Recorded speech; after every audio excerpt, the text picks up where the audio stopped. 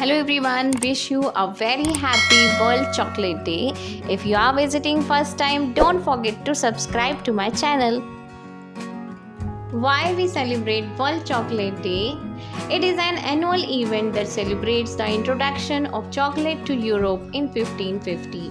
Before 1550, chocolate was only available in specific countries across Southern and Central America such as Mexico.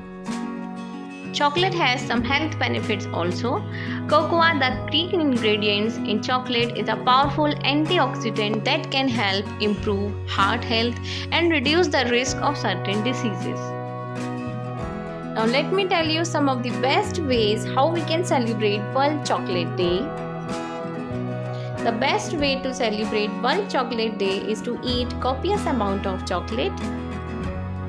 Workplaces can host a chocolate-focused potluck to bring the team closer, with members of staff bringing in their favorite chocolate treats to share over some tea or coffee. But don't be mistaken, World Chocolate Day can be enjoyed alone too.